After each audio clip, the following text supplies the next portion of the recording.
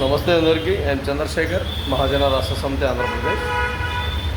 ప్రపంచంలో మనిషిగా మారడానికి కోతి రూపం నుంచి మనిషిగా తయారయ్యాడు అన్నదానికి సైన్స్ వాస్తవాలు చెప్పింది.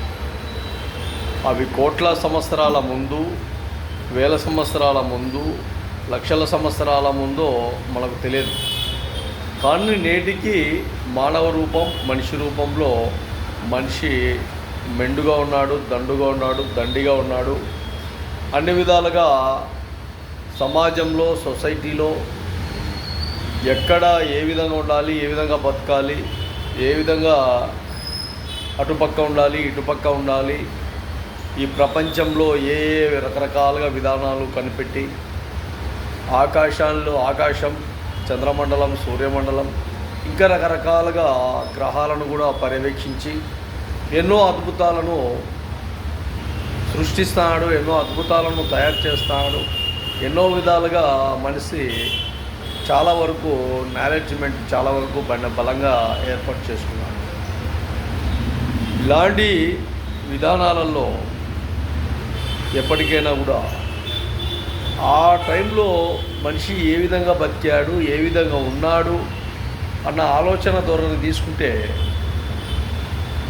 ఇంకా కూడా ఇప్పటికీ కూడా కొన్ని చోట్ల వ్యక్తులు ఇంకా అలాగే ఉన్నారు.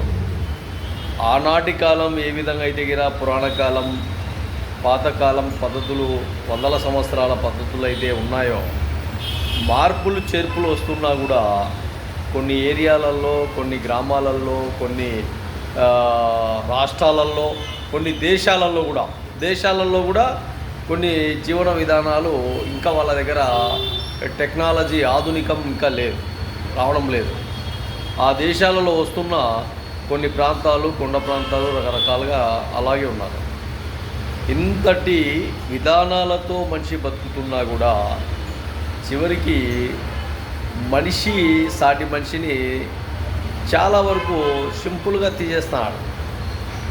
ఇది ఎంతవరకు ఏం కథ అని ఆలోచన చేస్తే, గతాన్ని తీసుకుంటే నువ్వు ఏ విధంగా బతికినావు, ఏ విధంగా ఉన్నావు, ఈ కులాలు ఏ విధంగా వచ్చాయి, మతాలు ఏ విధంగా ఉన్నాయి, అసలు మతాలు ఎవరు ఏర్పాటు చేసుకున్నారు, ఏ విధంగా ఉండేటి, ఇవన్నీ ఒక లెక్కచారం చేసుకుంటే ముందు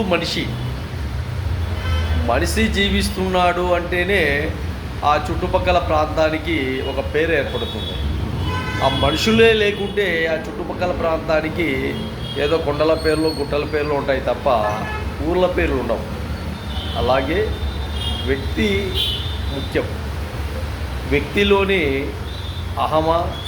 అహంకారమా, లేదంటే నీచమా, నికృత్యమా, రకరకాలుగా దాంట్లో మనం అబ్జర్వేషన్ చేసుకోవాలి. కానీ ఇలా ఎప్పటికప్పుడు వ్యక్తులను దూరం చేసుకునే విధంగా మనం ఎక్కడ కూడా ఎప్పుడు కూడా ప్రవర్తించకూడదని ప్రజలకు తెలియజేస్తాం.